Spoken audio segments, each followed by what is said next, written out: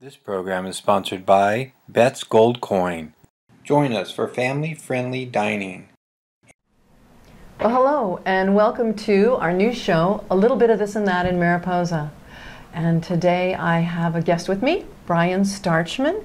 He is the drama teacher over at the high school and also a playwright. Welcome, Bryan. Thank you, and also freshman English. Oh, freshman English, that's right. Yes. Okay, so you have many hats, huh? Yes, many hats. Yeah.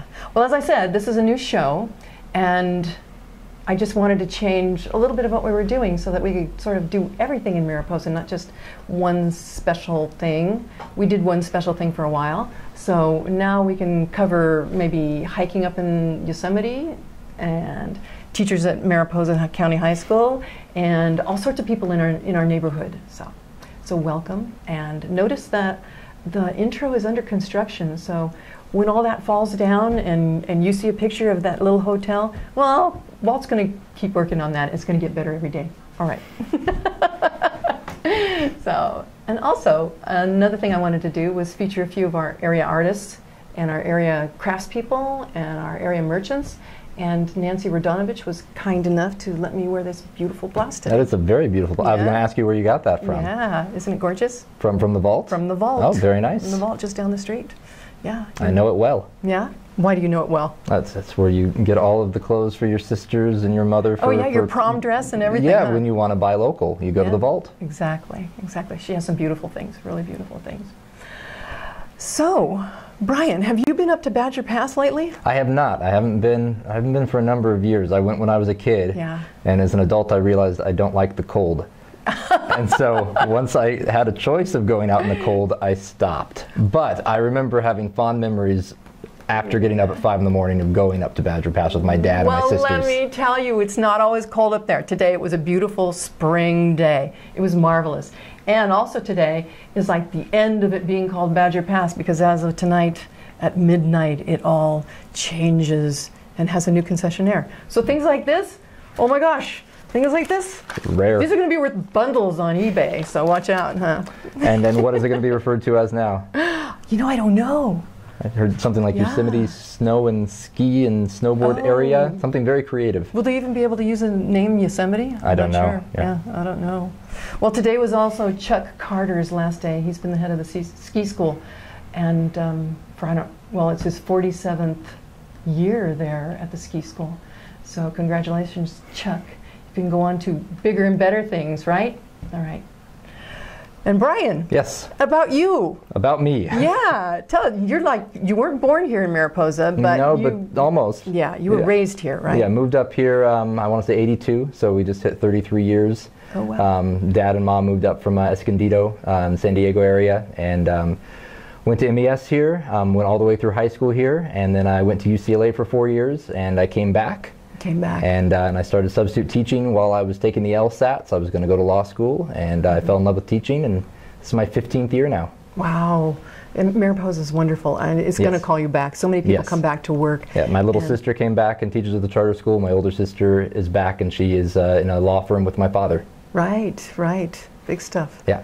So, as far as drama goes, were you always a drama kid? No. Did you do plays when you were a little teeny and get up and like at Christmas time you perform for the family? No, and my students don't believe it, but I was a bit of a wallflower. And I tried out for one play, and I love Mr. John Turner, but I did not get the part, and I know now I did not deserve it because I did not memorize my lines. And so I dropped the class and took a study hall, and I never took drama again, but I've always been a playwright. And when I came back and started teaching, I started directing my own work, and the drama came along with the English. Oh, excellent. You're a playwright. Yes. So have some of your plays been produced at the high school? At the high school and in all 50 states and in 10 countries. I've had over 3,000 productions. Wow. I've got 21 plays, and mostly aimed at high schools and community theater through Eldridge Publishing. They were out of Tallahassee, Florida. Now they're on the East Coast. 102 years they've been publishing. Oh, wow. So then Mr. Turner, Mr. John Turner, yes. who so many of us know because he was like an icon at Mariposa County High School. He really was. Yeah. So many people loved him. He helped me to get the job that I have, and so I love him very much. Great. And so when he retired, I understand that you did a special a special play program for him? Yes, we were. I wrote a play just for him called Line, because that's what you're never supposed to yell off stage or on stage is line, and you wait for the prompter. And it was kind of poking fun at all of the plays that people put on. And it was supposed to feel like improv, but it was all scripted. And we did it for one night only, while also staging Streetcar Named Desire. I don't know what I was thinking. And you were busy. Then I took that play and rewrote it as just another high school play, and it's been produced nearly 1,000 times now. So we did one night only, 500 people packed into that 400-person auditorium to say goodbye to Mr. Turner. Sweet, Yeah. sweet. Yeah, he is well loved. He really is. And still is. Yes. Yeah, he's still very much a part of the community. And in my classroom, I have the first play poster of his from 1974, a play called Violence. And I have every play poster, even the water-damaged ones, up to 2016. Yeah. And I put them into something called Issue. It's a book that you can flip through. And so it's free if you go to grizzlycinema.com. Grizzly Cinema is our new movie theater that is part of the auditorium. And people can flip through the posters from 1974 up until today. That's wonderful to have. Yeah, and there's Great well resource, over 100 of them. Yeah, yeah. So you have some up-and-coming things that I understand. Yes. Yeah? The big thing that was going to come this Friday, March 4th, is Academic Boosters Club. They're a nonprofit, and we have an arts night, and that features band, choir, drama, multimedia, the culinary arts, ceramics. They actually sell student artwork out in the hallway, and we're getting a dance club. All of those are involved.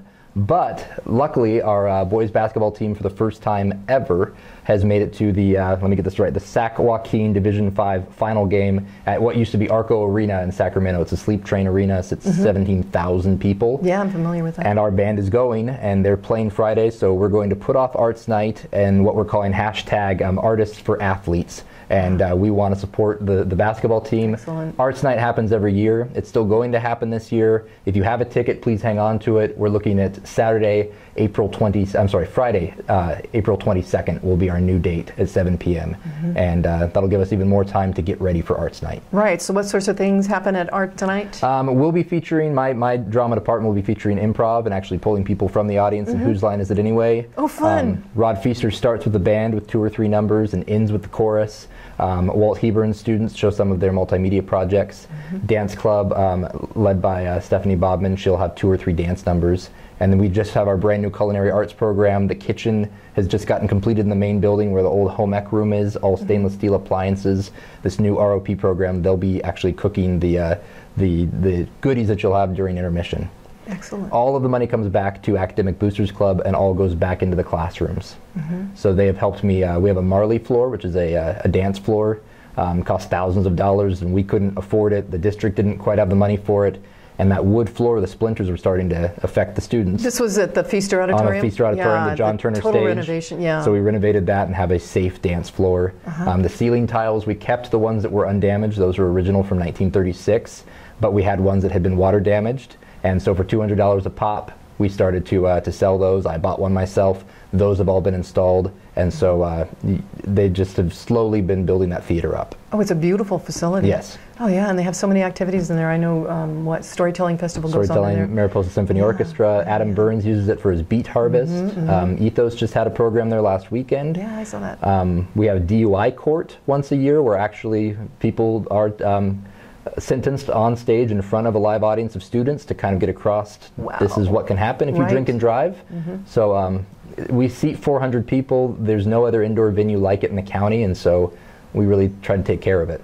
Excellent. And our big thing this year in October, we had TEDx Yosemite, the first annual TEDx. That was marvelous. Thank you. Were you there? I was there. I loved it. I really enjoyed that. I was behind the screen running all those videos, sweating bullets, but it worked out. I bet you were. Yeah. Well, they did a good job, and Thank all those you. speakers were wonderful. Now, is that something that's going to happen again next year? Or? We have the franchise every year, and we have people who want to take up that Oh, perfect. and keep running it. And on top of that, having the TEDx franchise, if someone's willing to take on all that work, I'm glad I did it once, and I will definitely show people how to use the technology and see if they want to take off and run. But we have 26 licenses a year for salons. And a salon is where if you wanted to do 5 talks on women's issues, you could find 5 TEDx's from, or TED Talks from online, put them on a flash drive, I can show them in the auditorium, and then you facilitate a discussion. And it's free, and it's just a way for the community to get together and talk about TED ideas. How worthwhile that would be Yeah. for the community. It really, really would. Yeah. And legend has it, it started at 6th Street Cinema. They started doing this years ago before it was a thing, and then TED said, hey, you know, we should start franchising this and giving out licenses for what you guys are doing. 6th Street Cinema? Tom Arston and Tony Radonovich said, hey, let's sit down and watch TED Talks. And from what I understand, no one else was doing this Oh, I see. as an organized, regular event. You mean as the international event? Oh, no, as gonna say. as watching just as- pre-recorded ones and having a discussion on, let's pick 4 of our favorites and sit around and talk. Got it. Yeah. Got it. Excellent. Well, it sounds like you're doing all kinds of things. Yeah, and- lots of activities at the high school. And I want to thank you for being such a wonderful part of our community. Thank you. Yeah. I came back here because I love this place, and I stay here because I continue to love it. It's given me so much. Yeah, well, we're the ones that are benefiting by thank it. you. Really, really.